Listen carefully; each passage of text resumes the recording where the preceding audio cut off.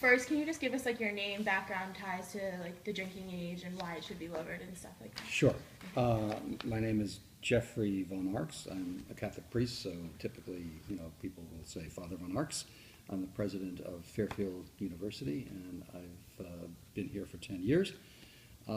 Before that, I taught at Georgetown for 16 years in the history department there, and then I went from Georgetown to Fordham, where I was dean of the College of Arts and Sciences for 6 years. So I've been involved in university work since basically 1982, so Awesome. I have some experience in Yeah. it.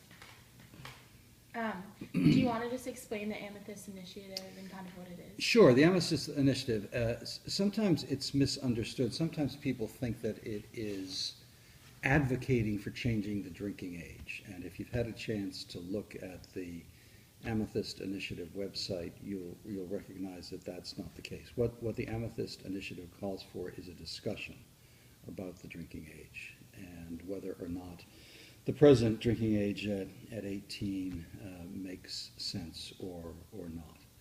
And so they're trying to engage, or we're trying to engage that particular issue and have hopefully a constructive, informed discussion about the implications of the present drinking age.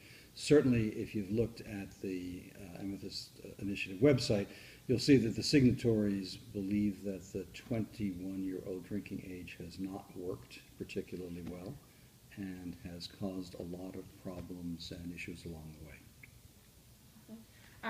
Do you want to talk about the pros and cons of the drinking age if you have anything personal? Sure. Well, the cons of the drinking age are that most young people from 18 to 21 believe that they are capable of responsible drinking. People at 18 can vote, they can marry, they can enter into all kinds of civil contracts and arrangements, they can serve in the military, they can die for the country, but they can't drink a beer. And I would say that a lot of certainly college-age people, the people that I deal with, think that that law is incoherent. Mm-hmm. They don't respect the law, and it's never a good situation when people who are subject to a law don't see the sense of the law, don't respect the law, and so they feel certainly that they're capable of responsible drinking, and so they don't respect the law and they don't obey it. Simply.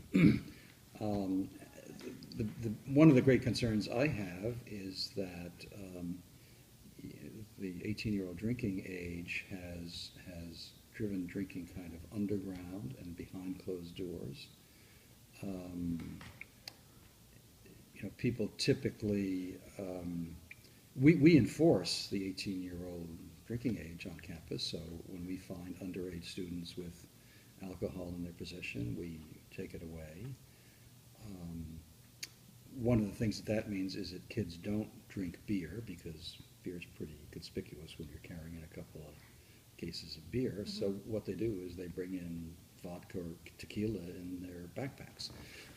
We don't do room checks unless we have some reason to think something's going on. We don't, inspect people's personal property as they carry it into their residence halls. So we know it's the case that people are bringing in hard liquor, and they drink that behind closed doors. The other thing that concerns us greatly is that kids drive off campus.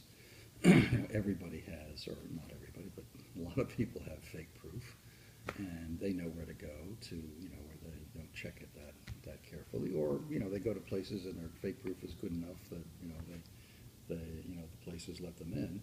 So people are driving off campus to drink. I'm old enough that I certainly remember both when I was a student and when I started out my career teaching at Georgetown, when the drinking age was still 18 in Washington, D.C. There were student pubs on campus.